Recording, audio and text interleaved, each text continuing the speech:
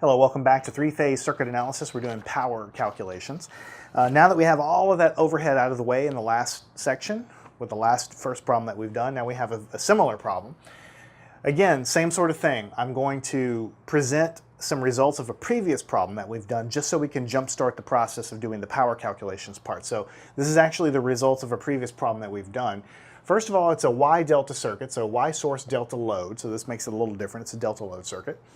And in the original problem statement, the delta load had this impedance, 118.5 plus J 85.8 ohms per phase. So remember, delta loads are triangles, so this is the impedance in each leg of that triangle here. But then, in order to make that single phase equivalent circuit, remember we have to take that, we have to transform that delta load into an equivalent Y load. So we divide this by 3, and that gives us our transformed load in terms of a Y load. That comes out to 39.5, that's this divided by 3. And 28.6 for the imaginary part, that's this divided by 3. So just divided by 3, this gives us that guy. Now we have to change our delta loads to Y loads, equivalent Y loads, in order to write a single phase equivalent circuit. So in that previous problem, we wrote the single phase equivalent circuit, which is given to you here. The source voltage is 120 angle 0. Here's the source impedance. Here's the line impedance. The load impedance, the 39.5 and the J 28.6, that's exactly what we calculated here from the original problem statement. And then we have, you know, VAN marked off and VAN on the other side marked off.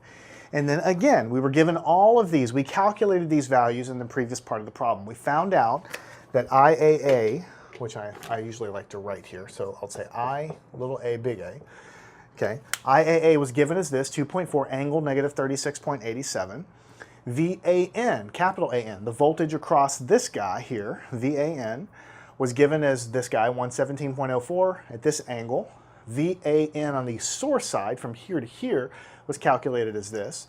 VAB, which is not drawn here, it's another phase here. VAB is between A and the B phase, is the line-to-line voltage, 202.72 with this angle. And then the IAB, that is going to be one of the phase currents. Remember, in the delta load, we have a triangle. We have A, B, and C. So IAB is the current flowing through that A phase of that triangle. It's not drawn in the circuit here because this is the transformed version, so we have a Y load here. But in the original problem statement, you would have a triangle there, and this would be one of the currents flowing through the leg.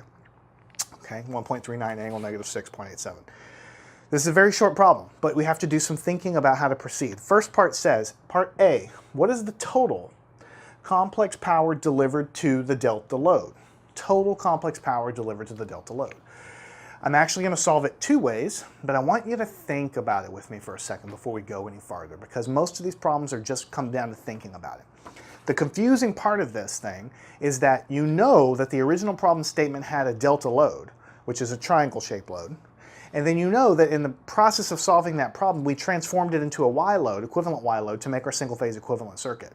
So when we're coming to this guy, we know we want to have the total complex power delivered to the delta load. So then we have to make a decision. Do we go back to the original delta load drawing and figure out what it is there? Like maybe we can find the complex power of each leg and then multiply by 3? Do we have to work with the original delta load, is I guess what I'm trying to say? Or can we use this single phase equivalent circuit to get the same answer? And the answer to the question is we're going to do it both ways. And the answer to the question is yes, you can use the single phase equivalent circuit to get the answer, even though the actual load is not a Y load. It's not this load at all, it's a delta load.